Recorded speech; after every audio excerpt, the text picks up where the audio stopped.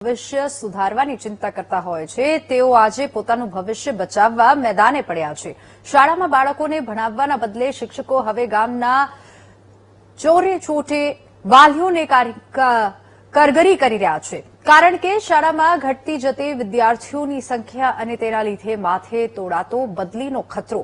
નોકરીનું સ્થળ ન બદલાય તે માટે શિક્ષકો હવે પલટાયેલી ભૂમિકામાં જોવા મળી રહ્યા છે।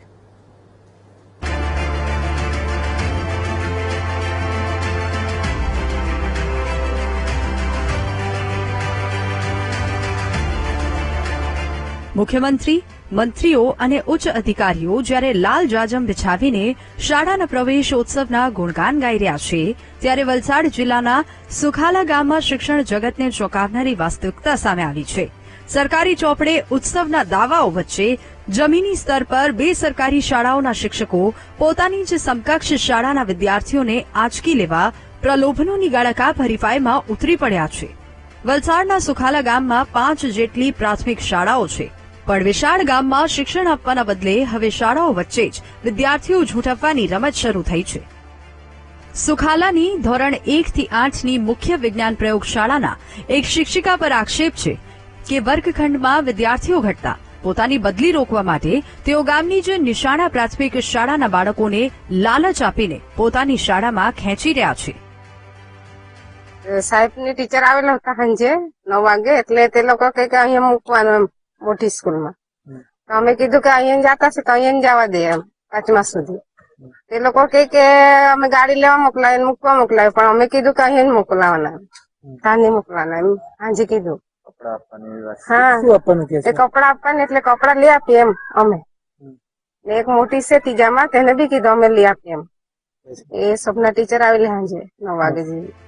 વલસાડના સુખાલા ગામની મુખ્ય પ્રાથમિક શાળાના શિક્ષિકા શોભનાબેન પર વાલીઓએ પોતાની બદલી રોકવા માટે બાળકોને મુખ્ય શાળામાં મોકલવા બદલ વાહન વ્યવસ્થા અને નવા કપડાની લાલચ આપવાના ગંભીર આક્ષેપો કર્યા છે। આક્ષેપો મુજબ શિક્ષિકા નિશાણા પ્રાથમિક શાળાની બાજુમાં રહેતા હોવા છતાં વાલીઓને પ્રલોભનો આપી રહ્યા છે, જેના કારણે ગામનું રાજકારણ ગરમાયું છે।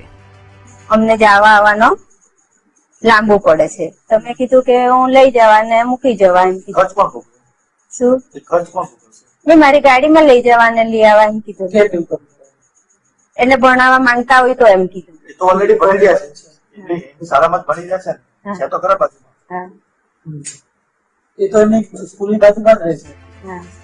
મુખ્ય પ્રાથમિક શાળાના શિક્ષિકા શોભનાબેન કે જેઓ આજ દિન સુધી ક્યારેય કોઈ બાળકને પોતાના વાહને શાળાએ લાવ્યા નથી, તેઓ હવે અચાનક જ વાલીઓને પોતાની કારમાં બાળકોને પિક અને ડ્રોપ કરવાની સુવિધા આપવા નીકળ્યા છે। કેમેરા સામે ગોળ ગોળ વાતો કરીને પોતાનો બચાવ કરતા શિક્ષિકાની પોલ ખુદ તેમની જ શાળાના આચાર્યએ ખોલી દીધી છે। આચાર્યએ કેમેરા સામે સ્વીકાર્યું છે કે શાળામાં 10 વિદ્યાર્થીઓની ઘટ છે અને આ જ ઘટ શિક્ષિકાની બદલીનું કારણ બની શકે તેમ છે।